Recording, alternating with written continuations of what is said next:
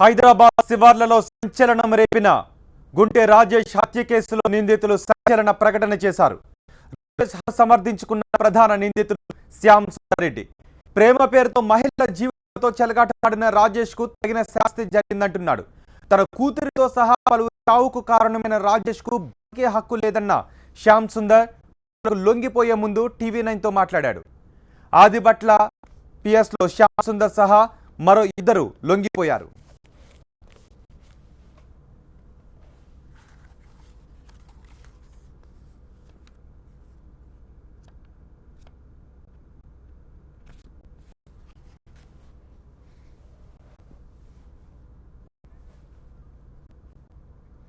హైదరాబాద్ శివార్లోని హయత్ నగర్ ఏరియాలోని గుంటె రాజేష్ హత్యకు గురయ్యాడు. గుంటె రాజేష్ వృత్తిరీత్యా ఓ గుడికి చైర్మన్, ప్రవృత్తి రియల్ ఎస్టేట్ దందా, భూ కబ్జాలు ఇతర కలిపి రాజేష్ పై 18 కేసులున్నాయి. తుర్కయాంజల్లోని బార్ నుంచి మద్యం సేవించి బయటకు వస్తున్న రాజేష్ అనే వ్యక్తిపై ఒక్కసారిగా దాడి చేసి కత్తులతో నరికి చంపేశారు.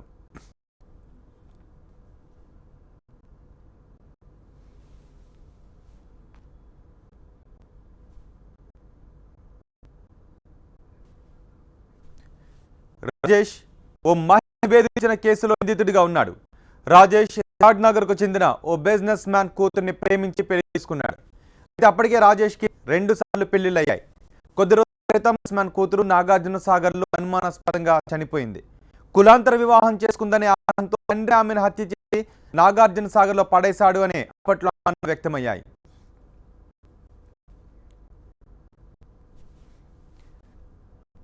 ఆదిబట్ల పోలీస్ స్టేషన్లో లొంగిపోయే ముందు శ్యామ్ సుందర్తో మా ప్రతినిధి నరేష్ మాట్లాడాడు. ఆ సమయంలో ఆయన ఏం మాట్లాడాడో చూద్దాం. ఫిబ్రవరి 27, 2017 రౌడీ షీటర్ గుంటూరు రాజేష్ దారుణ హత్యకు గురయ్యాడు. ఈ హత్యలో ప్రమేయం ఉందని చెప్పేసి ఎవరైతే శ్యామ్ సుందర్ రెడ్డి అనూష ఫాదర్ మీద అనేక ఆరోపణలు వస్తున్నాయి. అంటే అటు రాజేష్ కుటుంబ సభ్యులు కూడా ఆ కుటుంబమే రాజేష్ని దారుణంగా చేసిందని చెప్పేసి కూడా చెప్తుంది. ఈ నేపథ్యంలో శ్యామ్ సుందర్ రెడ్డి తనకు ఎలాంటి ఇన్వాల్వ్మెంట్ లేదు గుంటూరు రాజేష్ హత్య అని చెప్పేసి కూడా టీవీతో మాట్లాడేందుకు కూడా ఉన్నారు. సార్, అసలు గుంటూరు రాజేష్ హత్యకు మీకు ఏం సంబంధం ఉంది సార్? గుంటూరు రాజేష్ వ్యక్తి సమాజంలో ఉండలేని వ్యక్తి సార్. ఫస్ట్ ఆఫ్ ఆల్ వాళ్ళు మర్డర్ చేసి నేను అలా సమాజంలో ఉండొద్దు, కానీ ఆ సంఘటనకు నాకు సంబంధం లేదు. గతంలో ఆ పాపను కిడ్నాప్ చేసి బట్టి ఆల్రెడీ నిర్భయ కేసు ఉంది దానిపైన. నా మీద అనుమానం, వాళ్ళ కుటుంబానికి నేను చేసి ఉంటాను అనుమానం. వాళ్ళకి అసలు మీకు కావచ్చు, మీ కుటుంబానికి కావచ్చు, గుంటూరు రాజేష్కి ఎలాంటి సంబంధం ఉంది అసలు? ఎక్కడ పరిచయం అయ్యారు సార్? మా భార్యకు 2 కిడ్నీలు ఫెయిల్ అయ్యాయి. కిడ్నీ ట్రాన్స్ప్లాంట్ చేసేటప్పుడు మా ఇంట్లో పని మనిషి గతంలో పనిచేసి ఉండే, మా ఇంట్లో ఆమె డొనేట్ చేసింది. అప్పటికి నేను మా సంతోషంగా గిఫ్ట్ కింద ఒక ప్లాట్ అని చెప్పి ఇచ్చి ఆమెకి, ఆ ప్లాట్ మా పాప పేరు మీద ఉన్నా నేను. ట్రాన్స్ఫర్ మళ్ళీ రిజెక్ట్ చేయాలి. ఆ పని మనిషి ప్లాట్లు తీసుకెళ్లి సైట్కి వెళ్ళేసరికి గుంటూరు చేసిన వ్యక్తి కబ్జా ఉన్నాడు. 3 లక్షలకి ఎంత మళ్ళీ వాడే కొనుక్కోండి ప్లాట్, ఎవరు కొనుక్కోండి వీళ్ళు లేదు, ఇది రావద్దు కబ్జా మీద కానీ భయపెట్టించి 3 లక్షలకు అమ్మడం పని దగ్గర వీళ్ళు లాక్కున్నాడు.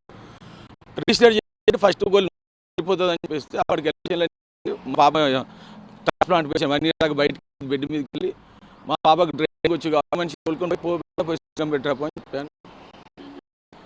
అప్పుడు వాడు టార్చర్ చేసి పెడతాను బ్లాక్మెయిల్ చేయడం జరిగింది. అంటే ఇంట్లో మత్తుకాయలు చేశారు. వీడియో తీసి యూట్యూబ్లో మా అమ్మాయిని బాగా టార్చర్ పెట్టాడు. కిడ్నీ పాప సైడ్ కూడా చేసుకున్నాడు. నాకు 2 లక్షలు 2000 తర్వాత 27 ఫిబ్రవరి 2015 మీరు అతని మీద కేసు పెట్టడం జరిగింది. కిడ్నాప్ జరిగింది నా కూతురు అని చెప్పి. సరిగ్గా 2 సంవత్సరాల తర్వాత 27 ఫిబ్రవరి 2017 రాత్రి గుంటూరు రాజేష్ దారుణ. నేను సంతోషపడుతున్నాను. గుంటూరు రాజేష్ నాలాంటిది ఈ దేశంలో రాష్ట్రంలో ప్రతి తల్లి హ్యాపీగా ఉన్నారు. ఎలా అంటే ఎవరికి ఏ తల్లిదండ్రులకు ఇలా బాధ రావు.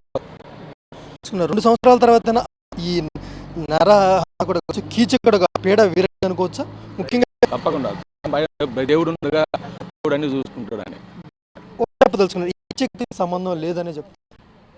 సో ఈ అత్తకు నాకేం సంబంధం లేదు అనిపిస్తుంది. సంతోషంగా వాడు చనిపోయాడు. దేవుడు అన్నోడు న్యాయం అనేది ఉందని అనుకుంటున్నాను. మొత్తం గుంటూరు రాజేష్ హత్య కుటుంబానికి నాకు కానీ ఎలా సంబంధం లేదు. ఇలాంటి చిన్నప్పుడు మాత్రం సమాజానికి వీలేదు, కానీ మంచి జరిగింది.